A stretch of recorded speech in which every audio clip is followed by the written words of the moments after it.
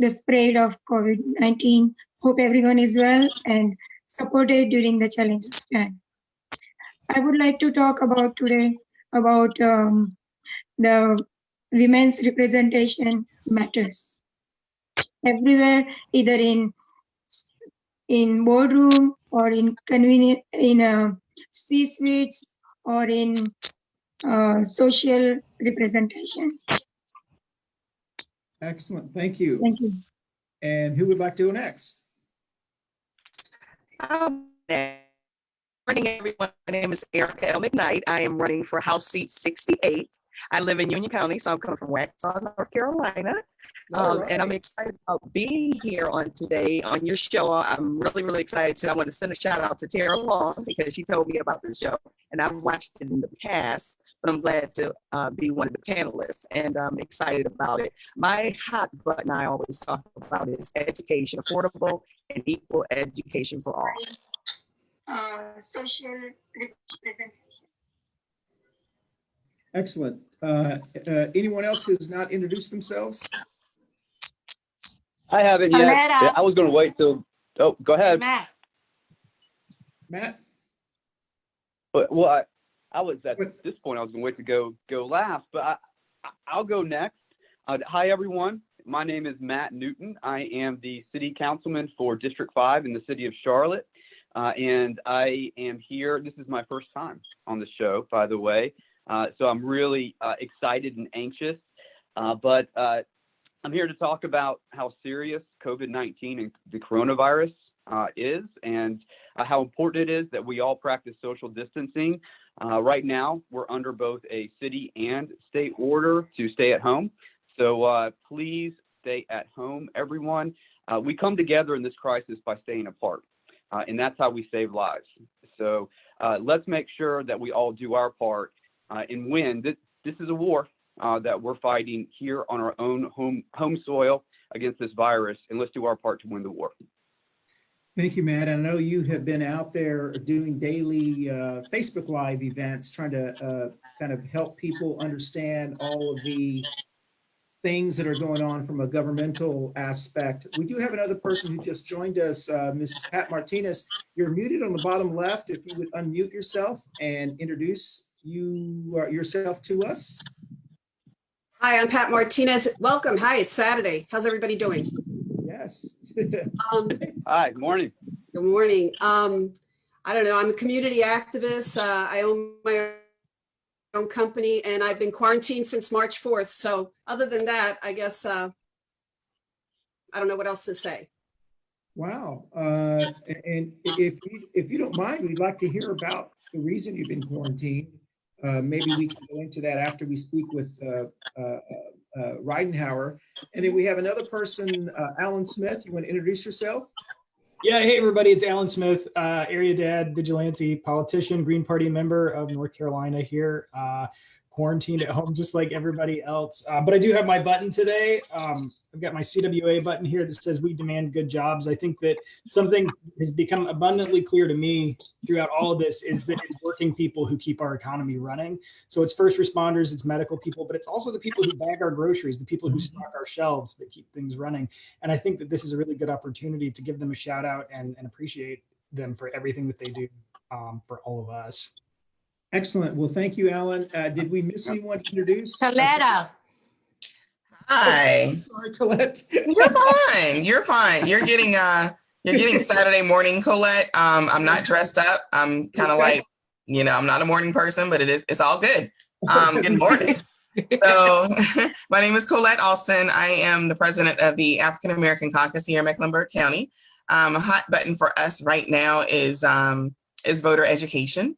And with this Zoom effort that's going around, it seems like this is a great time, despite the pandemic that's going on, to start some voter education, actually teaching people about the government all the way from the party level to the presidency. So we think that in reaching people in that way, that they would want to get more involved in the process. And even now, as we see more of our politicians come out and speak on this coronavirus pandemic, it's actually showing people who people are. we normally don't see everyone come out or say a lot of things or do a lot of things within our local political government structure. So the African American Caucus is taking this time to strategically educate and to be ready for the removal of the person that's in office right now that is entitled to be our president. And with that said, as far as this virus is going into how it's affected me, I've been working from home for quite some time with Wells Fargo. I would go into the office maybe a couple of days a week. But this for me, and I hate to say it, but it's been a blessing. I don't like to have to be everywhere all the time with people. And so seeing everybody like this is like a comfort for me. I'm an introvert by nature. So this is wonderful, and it's keeping people alert and keeping people together, especially with families. My heart does go out to the people that may be affected by domestic violence. That's starting to wear on me each day for some reason. I don't know where that came from, but I'm trying to figure out ways to, if somebody can send smoke signals on if someone's in a domestic violence situation, that they can get some kind of help.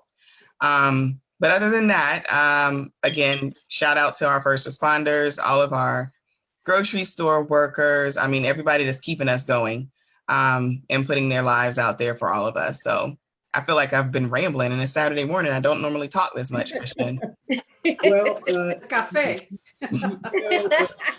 Colette has been on our show, and she knows that Ruth is the one who has the bell. I was about to talk.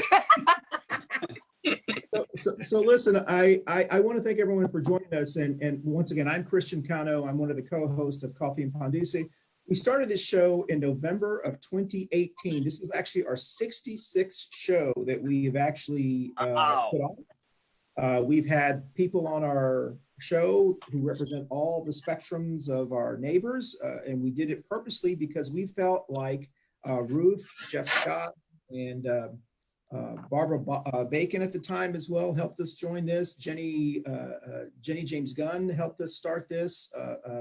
We wanted to do what we used to do in the old days, is just get neighbors around the table, talk about issues. We all don't agree with everything, but we're neighbors. And we felt like if we could talk to each other, we could kind of do our little part on helping the divide in this country, because people are passionate about issues. I know I'm very passionate about many issues, but I think one of the things that we try to do is listen to what other people have to say and the lens that they're seeing these issues from. So as a Democratic Libertarian, which is very hard to explain what that means, I know how very important it is to try to listen to all points of views. So the only reason I'm saying that is because we've got our Republican, who's more than a Republican, by the way. If you listen to Matthew, I think he's really a closet progressive, but he doesn't want to say. Whoa. He's like, oh, don't ever say that. Matt, I know you have to go early, so I wanted to start with you early, and then Mrs. Martinez as well. I saw a posting you did probably a day ago or 2 days ago. You were explaining the metrics or the thing, which I thought was very interesting, because when I saw your post, it was nothing like what you said. I just assumed it was, whenever we don't take the time to actually listen to what you have to say, we're like, he's whatever. I don't know if you want to talk about that or share with us, just what do you want to talk about? Sure. Yeah, no, topic of the day for sure. So, yes. So about COVID-19, I've been following it closely. And when I say closely, I touch my face, right? But I'm outside working in the yard, so I'm going to be touching my face a lot, but I'll make sure I wash my hands later. I've been following this coronavirus story for a couple of months now, since maybe early to mid-January, when the news reports were just a few hundred people with this mysterious illness in Wuhan, China. My ears perked up, and so I've been following the story very, very closely. I could easily say I've logged well over 100 hours reading medical journals, newspapers around the world, studies by epidemiologists, and so forth on the subject matter. So while I'm not an expert, I would definitely say that I'm well read on coronavirus and the developments around the world. And so that's, as kind of teeing that up to say, and then my day job, I'm a risk manager. And so in risk, we're always identifying controls that we need to put in place in order to mitigate risk. And then are those controls working? And then we assess them and so on. That's, boiling it down there for a quick explainer. So putting all that together and referencing the video that you mentioned, a couple of days ago on Facebook, a lot of folks started posting this article that one of the epidemiologists or statisticians for the Imperial College London that about 2 weeks ago created this report that had a bunch of different modeling for potential deaths and fatalities and whatnot. People started posting on Facebook, oh, look, he walked it back. That was the term that was used several times. And a lot of conservative news sites and blogs picked it up. And so people started sharing it. And they started saying like, oh, see, the Imperial College study was all wrong. And this thing isn't really that bad. And everyone's overreacting. And I kept seeing that over and over. So I just did, I've already read the Imperial College report weeks ago. So I already knew what it said. And so I looked into what this guy had said, Neil Ferguson, and he didn't walk it back. People were putting out fake news about what he said. He didn't walk back his modeling. So in a real nutshell, if I can just take one more second about modeling. So when the Imperial College in London came out with a modeling of projections of of the COVID-19 impact in the UK and the US, they produced 3 different model runs. One was like a high fatality rate based upon doing absolutely nothing. So that would be just, we all go about our lives as if there's nothing out there. And that would cause a quick and severe number of cases and deaths. And then there was a middle run as well with some controls put into place. And then the bottom run, like the least impactful, was with a lot of heavy controls. I mean, lockdowns and so forth. Not this lockdown like we have right now where I can still go to Lowe's and the grocery store and all that kind of stuff. I mean, this isn't really a lockdown. I mean, strict lockdown. And so he ran all these numbers.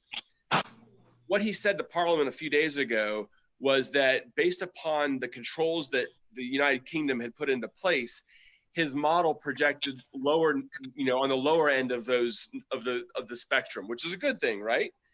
But a lot of people started picking up that article saying, oh, see, it's not doom and gloom like he was saying. Well, no, the model changed based upon the controls being put into place. And that's what happens, like if weather forecasting, the weatherman says, we've got a hurricane 72 hours out. This hurricane is going to make landfall in X city. But then 48 hours out, a front moves or the storm stalls, right? And then the forecaster says, oh, it's changed. It's now going to make landfall in Y city.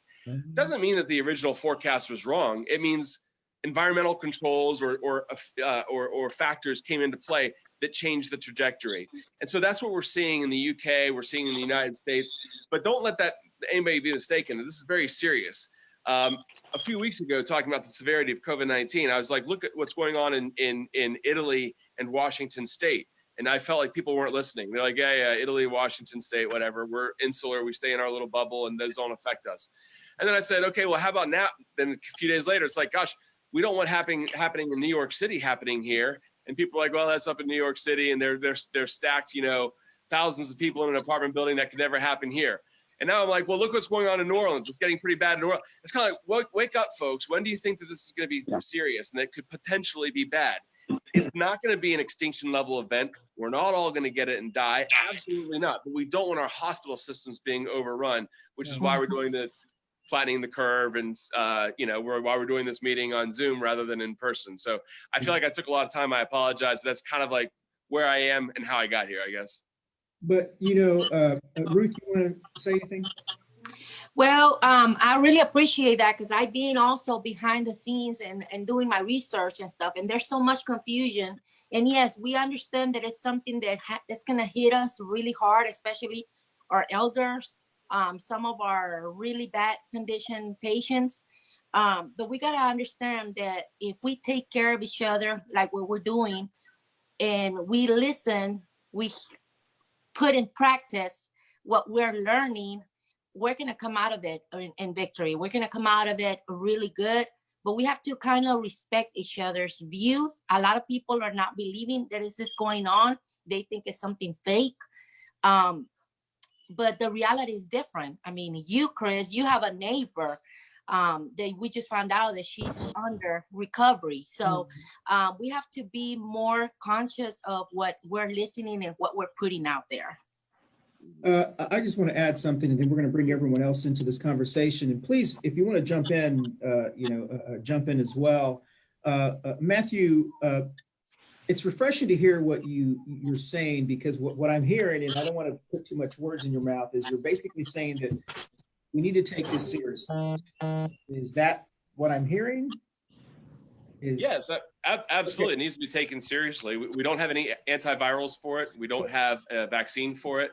And currently we don't have enough testing to do widespread testing. So absolutely need to take it seriously. Now, does that mean we need to be fearful? Absolutely not. You know, hang out with your families, wash your hands. You're likely going to be fine, right? This isn't, you know, and if you do get it, you're likely going to be okay. I mean, the fatality rate is very, very low. But that doesn't mean we want to just shrug it off and think that it's not serious either, because it can certainly impact a lot of people. Half the people in Mecklenburg County that have it are under the age of 40. And so anybody can get it, and anybody can get sick and need a ventilator or go to the hospital. And that's putting, of course, extra strain on our medical facilities. So we certainly need to take it seriously. Yeah. Well, the reason it's refreshing to hear that as a Republican, since you're that person on the show today, and there may be others, so apologize. We haven't often heard that from the president on down. I mean, I heard Lindsey Graham yesterday in the speech in South Carolina, who was a little bit more take it seriously, but the pushback seems to be, this is fake, it's a hoax, it's government overreach, you know, all of these kind of things. And so I haven't often heard that kind of speaking. I've heard that from other people nationally. So I hope you understand it. I know you're a pretty rational, thick-skinned kind of guy. There are many people that have been concerned, because it seems like people who are in positions of power or elected positions, Republicans tend to have not taken this as seriously, or if they have, they haven't been messaging. I'll give you an example. My congressperson, Dan Bishop, sent out 2 emails, hasn't had one teletown, and sent out 2 emails. And the first email was saying, these are the things that we're doing on the coronavirus. And then the second part of his email was just bashing Democrats about how it's a hoax and this. And I know that may be more of a political strategy, but he's my congressman, and that's the email that I get. It's a completely different tone. My former congressman in Texas, Van Taylor, sent out, he's a Republican, he sent out a email, and it was not political. It was just, you know, this is the CDC guidelines and this. So there doesn't seem to be a lot of uniformity in talking points with our Republican elected officials. So hopefully when you get back in there, you'll shake, I don't even know how to say. Does anybody want to say anything else before I stick myself in a hole? So let me jump in if you guys. Go ahead, sir. So let me jump in if you guys don't mind. As I said at the beginning, I really believe that this is not about Republicans or Democrats or conservatives or liberals. I think that it's about populism. Hopefully I'm not going too crazy here, but if you see what's happening in Mexico right now, Mexico has one of the most left-wing, progressive, almost libertarian president that we have, but he's a populist, and he's taking exactly the same positions, like not Republicans, but the Trump administration is taking in the US. It's a hoax, it's not important. Just 2 days ago, he was recommending people to go out, to visit restaurants, to get together, because don't worry about it. It's about, I'm gonna tell you when to worry. So, and he's one of the most left-wing progressive guys in Mexico's history. So, but his background comes from being a populist and organizing his movement the same way that Trump did. So I do agree with Matthew that this is something serious. This is something that we really need to be concerned. But exactly like he said, we don't need to be fearful. We don't need to be like stopping contact with absolutely everyone. We just need to make sure that we're taking precautions. We need to make sure that we're taking the information coming from the CDC, not from the politicians, like seriously, and make sure that we're following those rules. In terms of the political spectrum, I do believe that it's a very interesting what you were mentioning between your congressman right now in North Carolina versus your congressman in Texas. I do believe that politics plays a huge role here, and depending on the district, depending on the polling, depending on how well President Trump is doing on his approval ratings, that's the way that elected officials are responding. Right? If President Trump has a good approval rating in that specific district, your congressman or congresswoman will never go against President Trump. Will just sit next to him and start, sending the same stuff that he's doing. But if you're in a more challenging district, even if it's a Republican district, but President Trump's approval is not that high, the representative is going to take a more moderate side to the middle because they don't want to risk losing those moderates or those moderate Republicans that could actually sway or stay home and not vote for them. Well, thank you. That's an interesting perspective. And I know you have been deeply involved in politics. You were on the Tom Steyer campaign as one of his big guys for a while. And so thank you. Ms. Martinez, I know you're joining us, and I don't know if you, I asked you to see if you would share. I understand you've been under the weather for a while. Are you recovered from that? I don't know if this has anything to do with it. Has it changed how you are out there? Would you mind giving us a brief?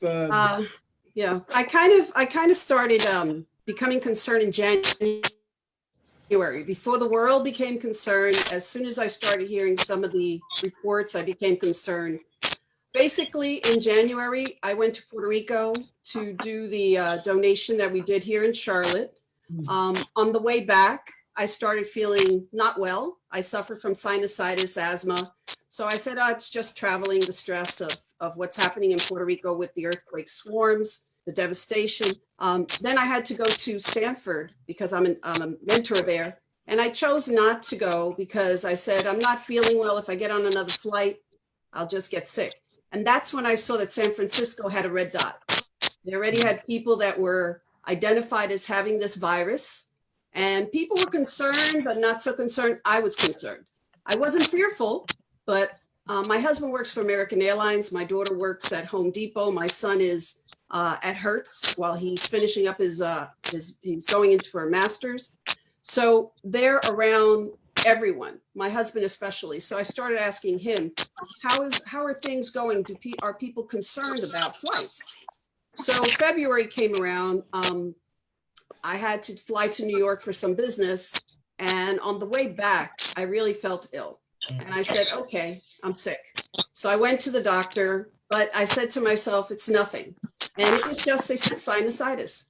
But then as I started seeing the reports and hearing and reading like Matthew I started reading more and more, and I became concerned. My minor at Rutgers University was biology. Once you know something, you're fearful. Once you learn about bugs and viruses and the unseen of the world, you become so aware that you can be devastated by something that you don't know about, something in the air.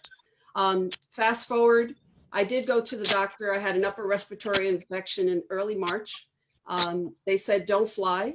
There's things going around. And they also said, you need to take precautions. So I was walking around with a mask everywhere I went. This was a new me. I felt like Bazooka Joe. Before everybody was walking around, I had the mask going on.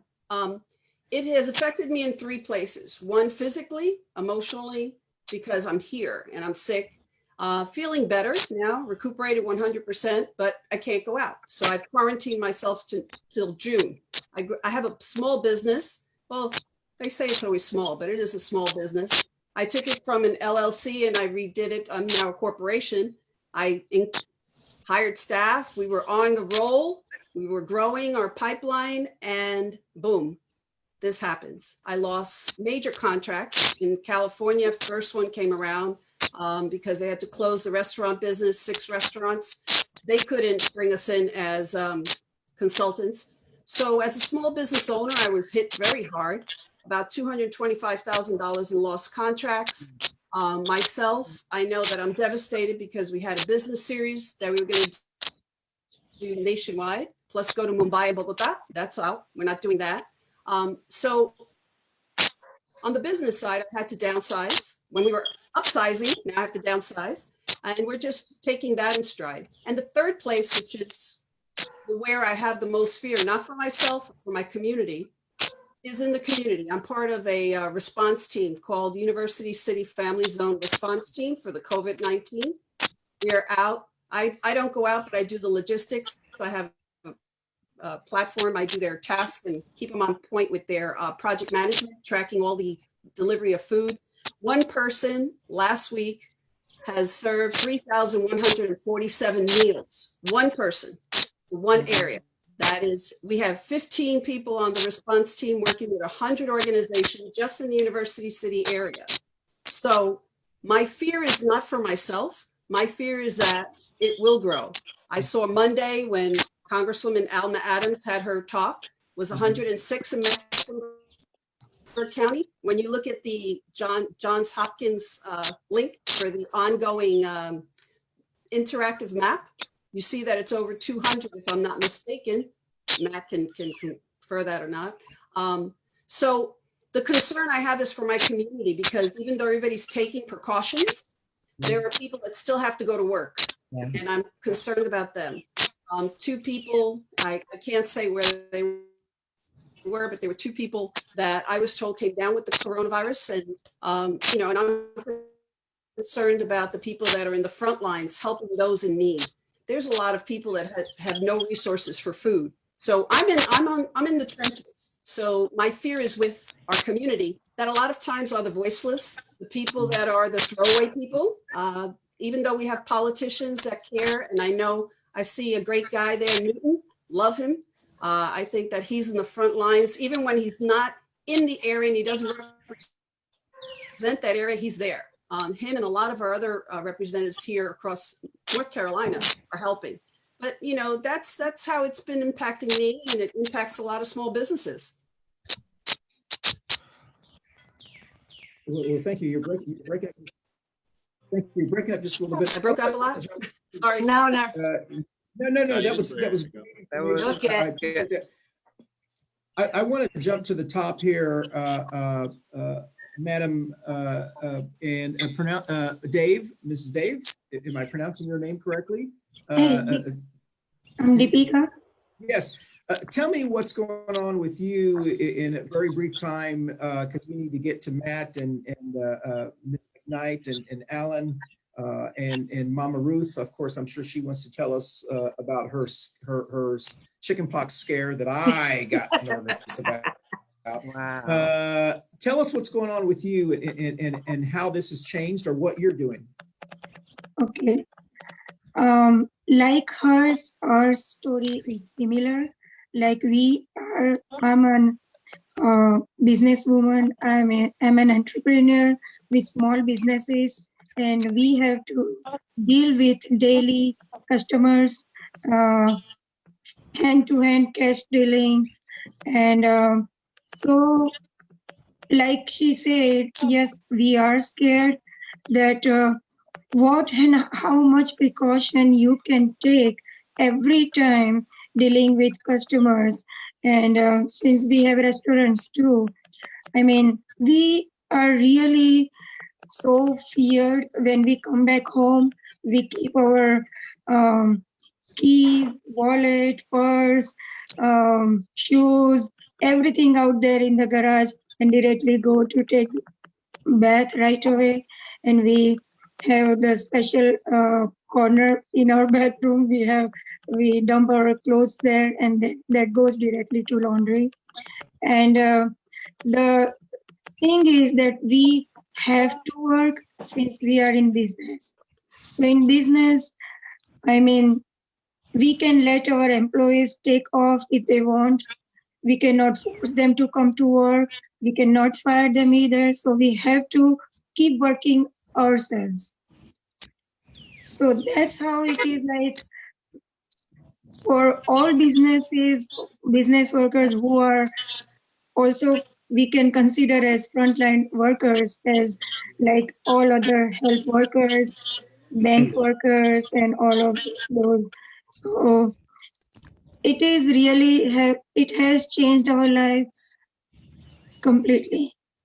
And sometimes when we come back home, we want to Thank keep you. our boys. We want to keep our boys stay away from us. We might be infected. We don't know yet. And even one sneeze or coughing scares us that, oh no, or is it really? I mean, everything is so scary out there, but hopefully everything will be okay. I think that it should be okay.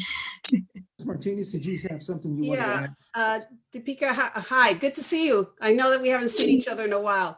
I know that you do work in the organization, and are you still doing that, or is that on hold, your community work?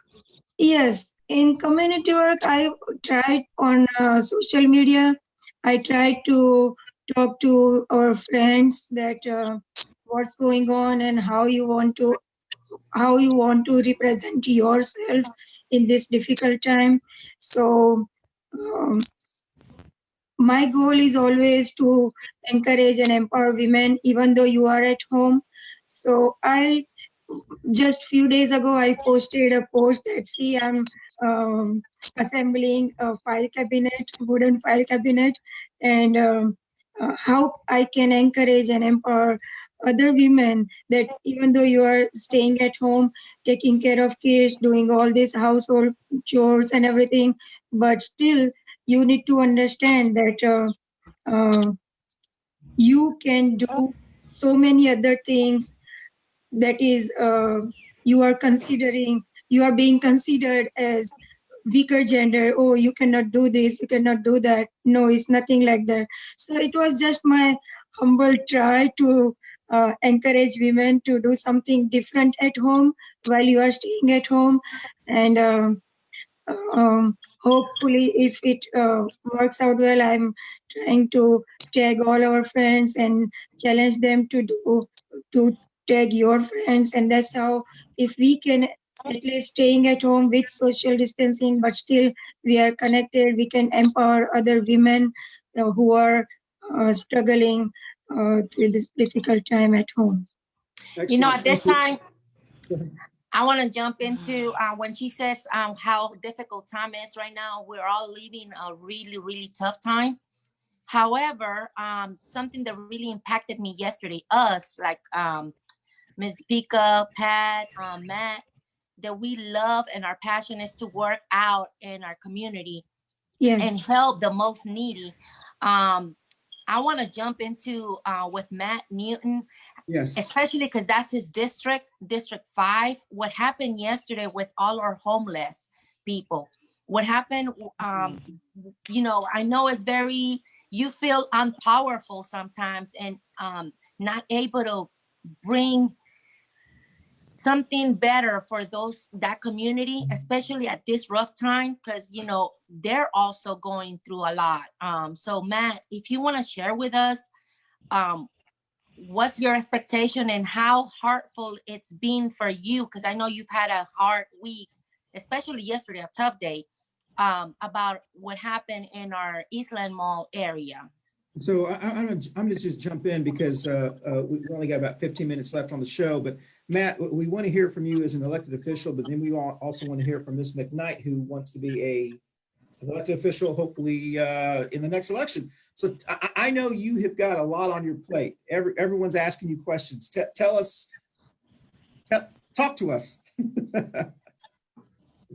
You, Matt, or who's first? Let's go with Matt first, and we'll jump to you, Ms. McKnight. Okay. Are you good, Matt? Matt went dark. What happened? Okay, well, let's go ahead and jump to this. No, he's there. Ms. McKnight, can you tell us your point of view and one of the reasons why you want to become an elected official in times like this? Sure. Yes, I know it is trying times, and I'm just so encouraged by listening to everyone right now. And what I would like to say is that just in spite of everything, trust that God knows what's best, and just remain encouraged. But in doing so, I have my own challenges. I have teenagers, and my son is graduating from high school this year. And so we have been having deep discussions on if he will be able to walk across the stage. Because as you know, right now, we are, the governor has set school isn't supposed to start until May 15th, and he may prolong that. We don't know the uncertainty of that. So right now, just imagine the young people around, let's just say the state of North Carolina, who are graduating from high school. Imagine their anxiety right now. So I want to talk to the young people and encourage them to let them know that even if it changes and that you don't walk across the stage, you are still a superstar in our book, and that we're excited and glad that you made it this far, and we look forward to their success in the near future. My second challenge is I am running for office, like you said, and the reason being for House 68, which is District 68 in Union County. And I'm running for office because of my inspiration in politics started so long back. I've served on several, President Obama, Hillary Clinton. I've served on so many committees and volunteered. And so I was always doing political work, but never thought that I would run for that type of office. And so my inspiration started there. And by trade, I am a small business owner. And so I am in real estate. I have a real estate school and a real estate company. And so in doing so, I am the Madam Board Director of a lot of different policies and procedures that go into place in Raleigh. And so this is why I decided to run for House Seat 68, because I'm always in Raleigh, whether I'm teaching or just writing proposals and policies, presenting it to the General Assembly there. And so I'm excited about, in spite of the if we can call it the dangerous state of mind or state of emergency that we're in, there is something good that's going to come out of all this. And I need people to pay attention to the outcome, because it's going to be great. And I look forward to serving as the next House in the Senate, House Seat 68. I look forward to doing that and represent my people very well. And I look forward to like I said, the outcome. And as small business owners, we are resilient. We need to remain that way, and we're persistent. And this is when we show our true championship in the midst of the storm. And I heard the other young lady talking about her businesses. But what's going to happen is that she's going to get even more contracts as a result of this, because I think that this has stopped everyone and has gotten everyone's attention and said, you know what? I cannot only live by one income anymore. I need multiple streams of income. So therefore, I can impact the community like so many of you are doing right now on the panel here. And I'll finish up with saying this: see, don't get a politician started, because we don't know. That's why Ruth has her button. I know, I'm sorry, Ruth, but I will conclude at saying this is that keep doing the marvelous works that everyone's doing on this panel here and throughout the world. And our labor will not go in vain, I promise. Listen, before we get to Matt, and this is really important, anyone who's watched our show in the last year and a half knows that one of the things that Ruth and I and Jeff Scott and the people on our show talk about is when someone's running for office, and I admire anyone who runs for office because it is a sacrifice you have to make, that you're actually applying for a job. It's a job that you're applying for, and we're interviewing you during that time period. So I appreciate the fact that you show up to the interview process. We have people who run for office and you never see them, and they want us to hire them. And once you get that job, I believe, coming from the hotel business, the true mark of leadership is how people react in times of crisis. And I want to give a shout out to Matt Newton and many of our elected officials in Mecklenburg County and in the city of Charlotte, because this is truly when the leader has to step up to the plate calm things down. I use this example all the time in the hotel business, and anyone who's traveled, people do not get upset when you have a fire alarm at a hotel. They get upset when you're not prepared for the fire alarm. Right. So it's 2 in the morning, the fire alarm comes off and you walk out the door and everyone's going, I don't know. They will complain. 2 in the morning, fire alarm goes off and you go, everything's fine, everything's fine. They will tell you, thank you, thank you, thank you. So it's when you're not prepared is when people get upset. So Matt, kudos to you for doing what you do. Tell us what you're doing. That's wonderful. Yeah. Tell us. Everybody give Matt a round of applause. Yeah, in 90 seconds. I'm jumping off, Matt, and I love you to pieces. I have to jump off, and I know that I appreciate all of you, but if I go without saying this, I know that I would get smacked on the head, probably not smacked on the head, that sounds so terrible, but somebody would pull my coat. I really find that the lack of voice from our mayor, and I hear more from Julie Eisel, and I hear from Matt, and I say, hey, everybody, I love Vi Lyles, but I don't hear her. Where is she? Even though we have a different system and we know that the county manager has more power and everything like that, and the city manager, she is the face of the city. Where is she? She's not around. She needs to be out here every day, even though it's only a PR thing. I don't care. People that don't know in the grassroots, the political system like we do, They need to see their mayor. She needs to be out there. So I know you're recording this, and I said, I got to say it because a lot of people wanted me to say it. I love you all. We see that every week on this show. I know. So Matt, I love you to pieces. You're always there. I see you everywhere. You're there. And thank you for your energy. I love you all. I got to go help with the with Meals on Wheels. Bye, Matt. Thanks. Bye, Matt and Pat. Bye. Matt, you've got the table for 90 seconds. So please I'll try to pack it all in. Yeah, pressure's so sorry on. that my connection got cut off earlier. We were able to help the folks that were at Eastland yesterday make sure that they are in permanent, safe, sanitary housing moving forward throughout this crisis that we're in. I wanted to give a plug to the Mecklenburg County Stay-at-Home Order Hotline. If anyone has any questions about the order that's in place, you can contact 704-353-1926. Okay, I think he froze. So 704, the number, he'll be dialing in here very quickly again. While we have time, Alan Smith, who has run for office, he ran for Congress as well. He was one of the third-party candidates that we had to choose from in the 2018 runoff redo election.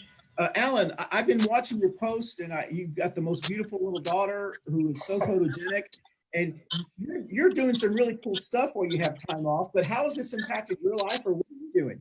Yeah, I mean, it's interesting because it's a double-edged sword. I think like we're having to live more intentionally, which I think is a good thing. I don't know. I know everybody's kind of trying to acclimate to working remotely and figuring out how to do all of these things that we've done for years in a different way. And I guess that's sort of what we're doing here in our house too, is just trying to figure out how to put structure on things and keep them, moving in a way that's very intentional as opposed to just being passive through this whole crisis, because the days can kind of blend together, I think, if you don't do that.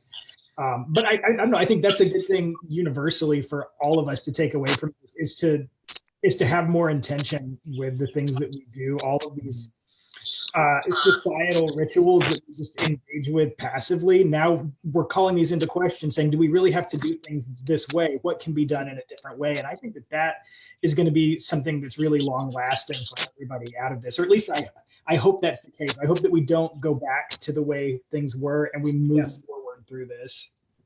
Well, listen, I just want to let you know, on last night's Zoom with Colette, she had her Zoom. One of the things that we were taught was to look in the background of people's houses. And I noticed you have a guitar back there. So I didn't know you played the guitar. So I just wanted to figure that out you. So just let you know that we're nosy. So so Matt, are you backing up? Can you talk for a while, or we'll let Matt get kind of situated.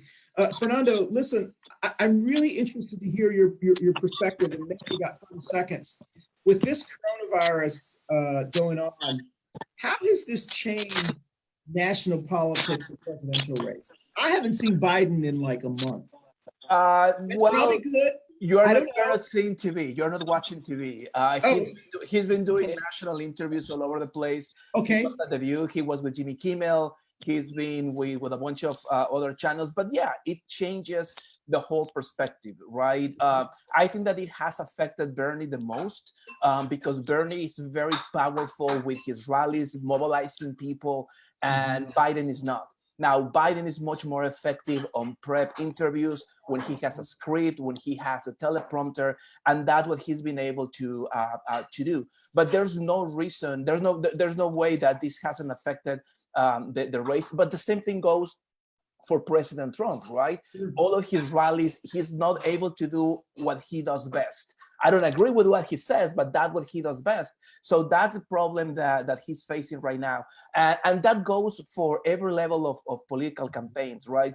I'm used to working from home because as the national political director, I have to be, all over the place and that kind of stuff. But if you're not talking with voters personally, if you're not having that kind of connection, it affects your whole campaign.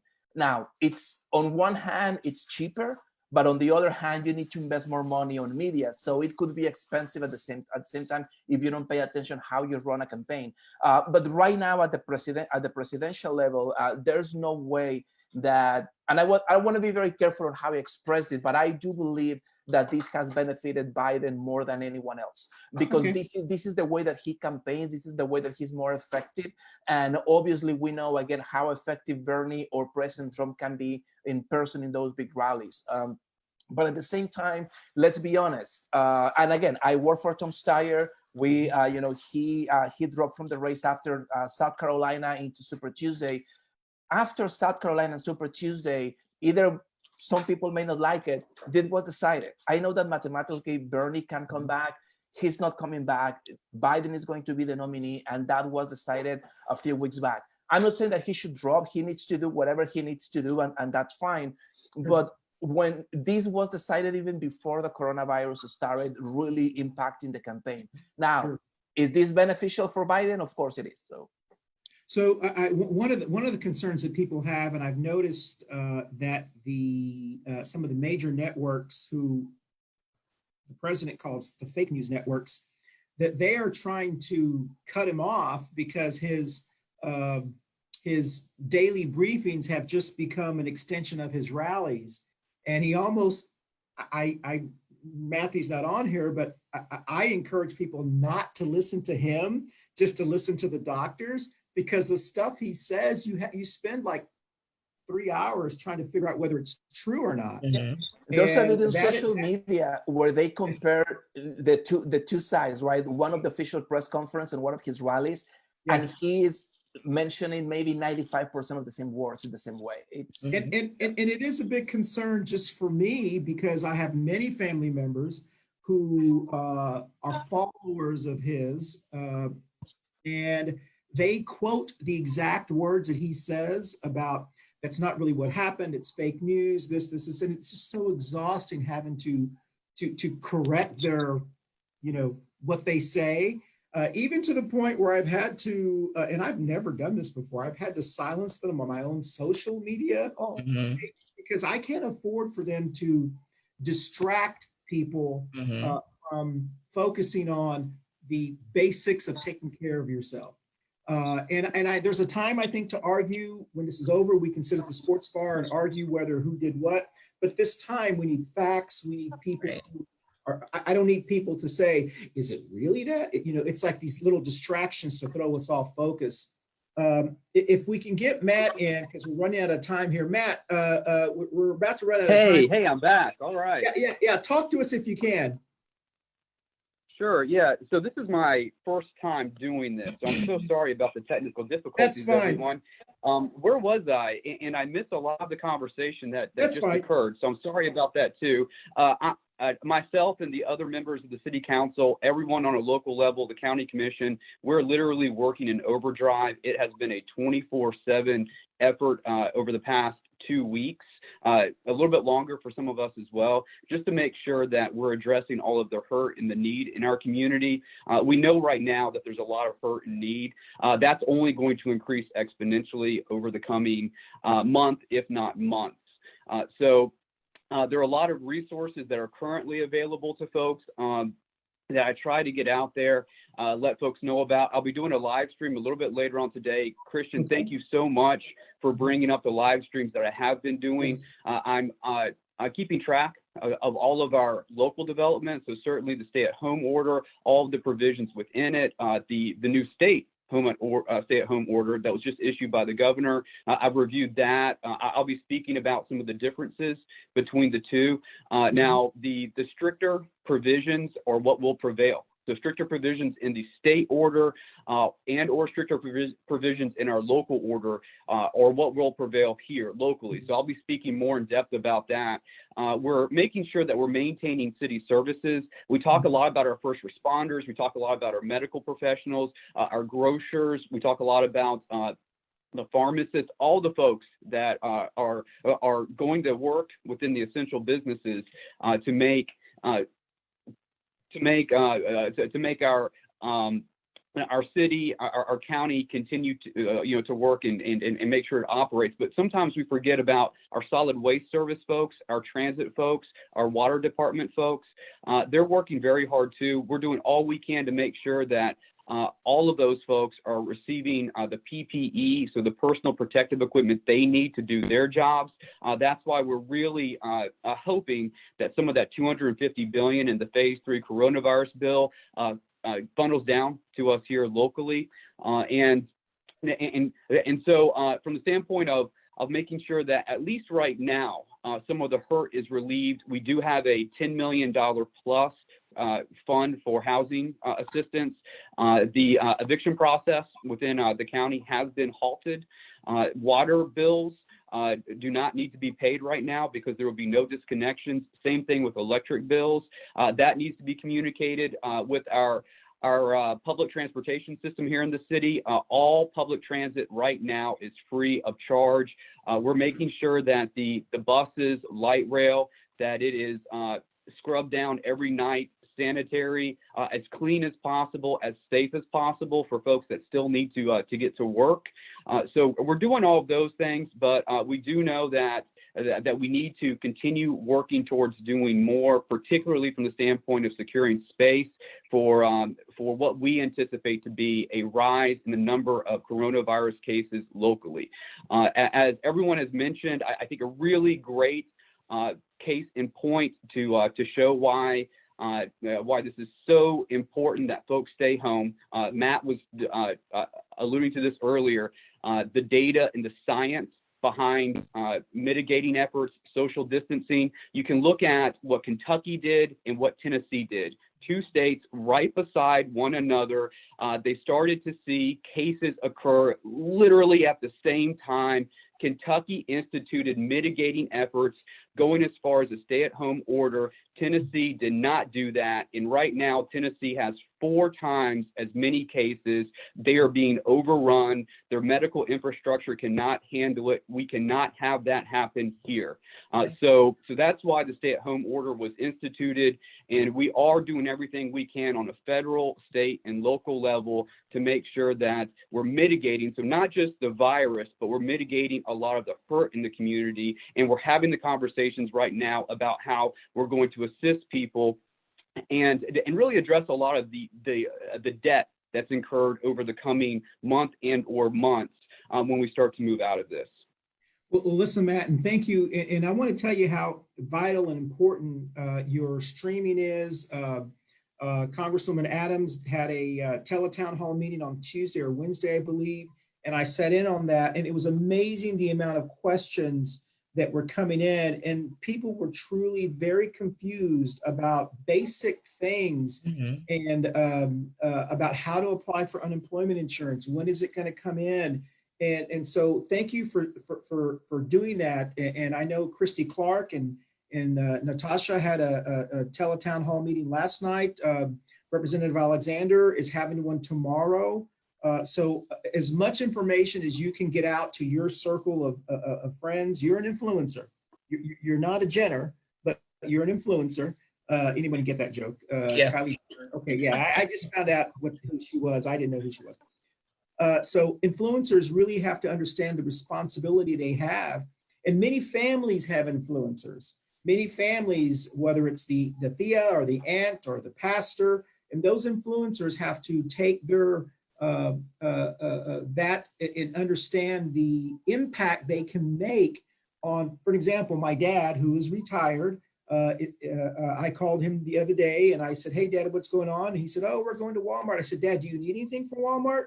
"No, I don't, but we just want to get out of the house." "No, Dad, that's exactly. You don't need." He's had 2 bypass surgeries, and this is this, and I have to explain to him, "Dad, this is serious. Let's just stay home for a while," and so forth. And so we have to kind of remind people that those things. I'll admit, sometimes I get bored and I think, "Oh, I'm going to go here," but I really only need to get groceries once a week, if that. And I've got food for like 100 people in this house. So we're going to wrap up here because I value everyone. Does anyone want to add before we do this?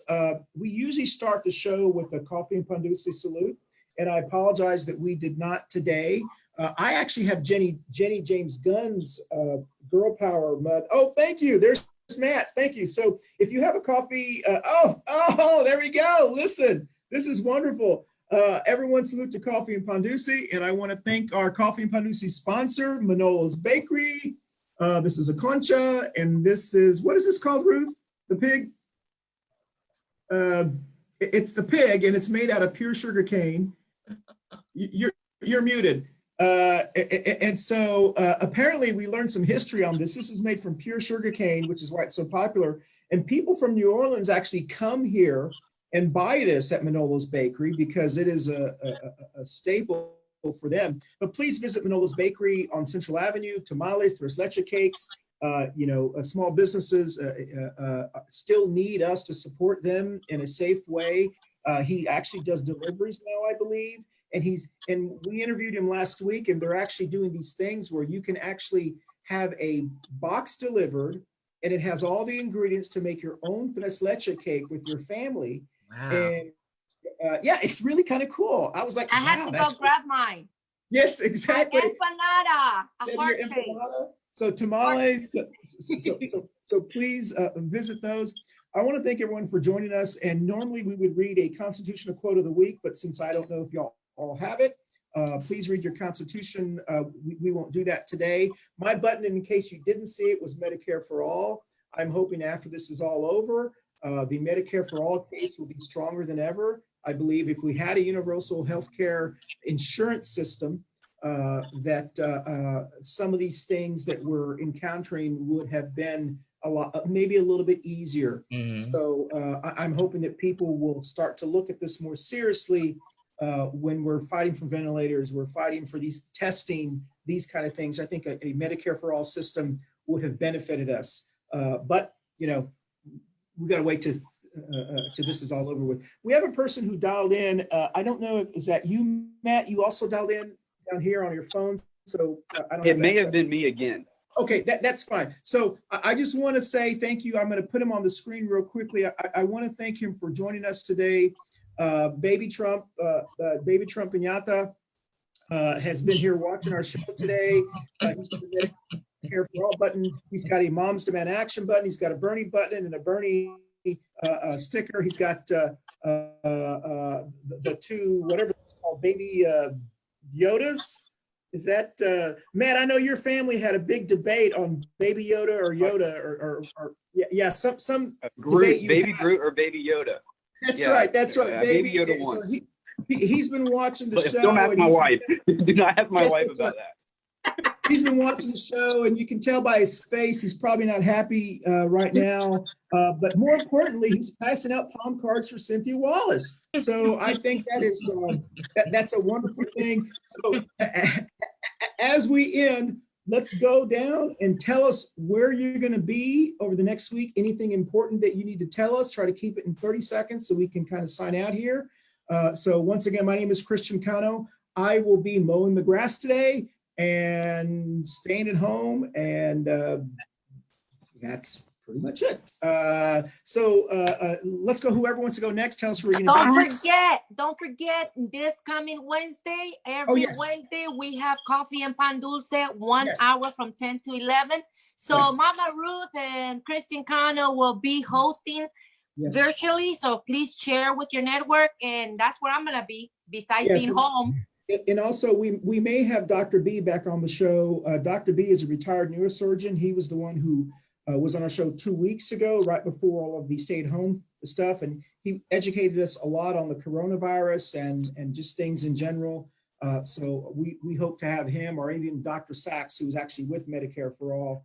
We're hoping to get them on virtual reality. And my understanding is we may actually have my niece, who is in Florida, and she came back from a big concert in Florida and is now self-quarantined because she is not sure if she has exposed herself to something. So please tell us the next person, Deepika.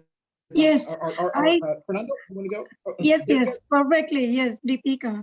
I just wanted to thank you, Matt, what you're doing, and thank you all city officials, what they do to keep our community safe. And thank you all who is doing everything to help stop the spread of COVID-19. And Matt, if you need anywhere or raise Global Foundation, we are ready to help anywhere, anything is needed, we are there for you. So please keep us posted or informed about whenever you need any help, we are there for you and for our community. Thank you. Thank you, Christian, and thank you all. Oh, excellent. Thank you. Who wants to go next? Thank you, guys. It's great to see you. Fernando Treviño from Philly. I'm going to be home doing whatever we can do to beat Trump in November. And look, the only, just to finish in a light mood, the only worst thing to be a Trump supporter right now is to be a Dallas Cowboys fan. So go Eagles. I don't. Hey, listen. You're from Texas, aren't you? You're kidding me, Fernando. Yes, I am. 20, well, I grew up in Mexico and 20 years in Philadelphia. So go Eagles, fly, Eagles, fly. Oh, Cowboys, and let's get Trump out. I'll go ahead. Go ahead, next. I'll go ahead and go because my battery is getting low here. So as I said, I'm Ericka L McKnight, running for House Seat 68 in Union County, District 68. And I'm excited about this panelist, as I stated earlier. And I just want to thank all the first responders and just all the grocery store workers, everyone who is making our lives somewhat easier and putting themselves on the battlefield. And I just want to thank you just for having the show on this morning. And if anyone would like to follow me on social media, I promise you'll find me. You just Google Ericka L McKnight and you can find me. But I'm on Facebook, Twitter, Instagram, most of the part all social media. So please follow my pages, Ericka for House Seat 68. And it's the same for all the social media handles. And I look forward to coming back on the show. Well, Ericka, I'm in Union County. Ericka, I'm in Union County. So if you need my help or my support, I'm here. I think okay, that's good. She's one of your peeps. Yeah, we figured that out the other day. All right. We will be forward to it. I'm looking forward to it. And what I'm doing today is just relaxing. Sometimes relaxation is the best therapeutic medicine. Yes. And vodka. Next. So have a happy Saturday, everyone. Colette? Oh, okay. So what we're doing, the African American Caucus, and I want to thank you, Christian, Forthright, for helping us with precinct organizing. We have another window to organize some precincts that hadn't, in the past, maybe 3 or 4 years, been touched. So again, getting people more educated and more involved in the political system, and reaching more out to everyone in Mecklenburg County, making sure we have these people educated so we can completely bombard the polls come November, however that looks, whether it's virtually or not. We will be having our precinct organizing meeting on April the 11th. There will be some literature, of course, social media spread on that starting next week. And we'll have our African American Caucus members in the background calling folks to push them and be prepped for that meeting on April the 11th. more information to come about that on Facebook. As far as personally, I love to cook, so I will probably break out the grill today and be outside a little bit. So I'm looking forward to that. Yeah, I like to eat. So who wants to go next? Alan? Yeah, I'll go next. So today I'm going to mow the grass and I'm going to figure out a way to keep the squirrels. I think they're squirrels or possums away from my peach tree because they eat my peaches every year, every single year. So I got to find a way to keep them away. So that's my goal for today. Otherwise, I'm just here around the house trying to help people figure out how to do this crazy remote stuff the best that they can. But other than that, if you know where I'll be is 6 feet away from everybody else. Well, thank you. And let's go ahead and go with Matt. All right. So thank you, Christian. Thank you, Ruth, for all you do. This has been an honor to be on your show today. We're living in extraordinary times. So I think we can all acknowledge that. And we all know that with extraordinary times, we have to institute extraordinary measures. But the stay-at-home order it's something that's necessary. It's something that works. So I would encourage everybody and continue to encourage everybody to please abide by it, unless, of course, you're part of an essential business and you need to go to work, or you need to go to the grocery store, the pharmacy, or the bank. I'll be doing a live stream a little bit later on today. I'll be talking more about the our stay-at-home order here locally, but I'll also be talking about the phase 3 coronavirus bill that just passed and was signed. And I'll be talking about the direct payments. I know that there are a lot of questions revolving around what those will be, how they'll be received, who will receive those payments. So I'll be discussing that as well. You can jump on my Facebook page or jump on a number of other group pages to view that live stream and to also view some of the videos I've done to further explain our stay-at-home order here locally as well. Thank you again, everyone. I want to do one more plug of the Mecklenburg County Stay-at-Home Order Hotline. That number is 704-353-1926. They are fantastic. They know everything pertaining to that order, so you can get all of your questions answered there. Thank you all. Matt, I have a question. You don't have to answer this. Why are we not picking up yard stuff? That's been suspended. What do you mean? I understand there's a 30-day stoppage on picking up yard. I'm curious because people are staying home and doing their yard.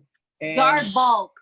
Yes, yard bulk. And kids are staying home, and we're getting them to do our yards. So, was there some like health reason, or I don't know if you know that. If you don't, then you don't have to answer that. Yeah, it's so we have a limitation with our PPE right now for our solid waste service employees. So we have scaled back their work hours to just one on week and one off week. We're exploring the option of what are called single arm solid waste trucks to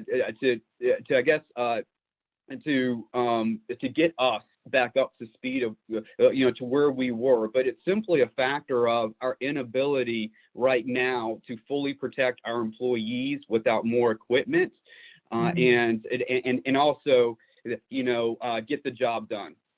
So this is where I mentioned briefly, and Governor Cuomo has done such a really wonderful job of illustrating or communicating some of the challenges on a state and local level we're all feeling across the country. And so he had mentioned, I think it was either yesterday or the day before, he had mentioned how sales tax revenues are down and how we are struggling to maintain services, knowing that there's going to be more paid leave and there's going to be more need. So our expenses are rising. Our hope is that gap can be addressed by the $250 billion that's in this phase 3 bill, but that might be very optimistic. And so it's leading to some of these cutbacks that we have to make, at least for the short term. And so that's one of them, Christian. We want to continue to provide that service. We will continue to provide that service. It's just right now, we unfortunately don't have the capacity to do that, but we'll get there. So please bear with us, and I hope you understand. No, that's a great explanation. I just wish the mayor would be on television explaining that. So not a shot at her. I'm just saying is that people in my neighborhood have been asking me about, because we're at home. A lot of them are doing their yards and this kind of stuff, and they're putting this stuff out. And I told one of my neighbor, just let you know that they're not going to pick it up for 30 days. And they said, why? I said, I'm not exactly sure. So those are, I think, informational things that I think that have to get out. And that's a first world problem. So just to let you know, that's on the scale of issues, that's not really the biggest issue. Ruth. And if I could make one more point too, I'm sorry to interrupt. But with my live streams, I do all I can to make them interactive. And so whenever someone has a question, I really appreciate the questions. And I welcome the opportunity to answer them. So later on, I'll continue to do these live streams. Folks can tune in and ask me anything, and hopefully I can provide some useful information. Okay, excellent. Ruth, real quickly, tell us where you're going to be. I already said it. Next Wednesday on our show, sorry. and I'll be home delighting myself from my husband's cooks, since he's always cooking when he's at home. I love cooking too. So yeah. All right. Well, listen, I want to thank everyone for joining us. And of course, those who are watching us on YouTube, we had a bunch of people who watched us and who will be watching us later on. So thank you so much. Those who watch our show, we'll be doing this virtual show until until school starts back up. We want to protect everyone. And then hopefully we'll be able to get back together again here at Casa de Cano. So thank you so much. We'll be live again on Wednesday with some other people, and y'all are always welcome to dial back in. We can fit up to 60 people on here, I think. I'm not sure how we would manage that, but hey, I want to shout out to Fernando. It's nice to see you again, Fernando, since I haven't seen you since back in, I think it was January. Thank you, Marcel. Colette, nice seeing y'all. And You too. let's stay safe. And let's just keep on working from home, but together, so that way our unity will continue and we can make a big difference. exactly. Yes. So Fernando shouldn't get a shout out. He's a Cowboy hater. All right. So, oh no, you didn't. Go Panthers! Go Panthers! Bye, guys. Thank you. Bye. Bye. Thank you so much. See you later.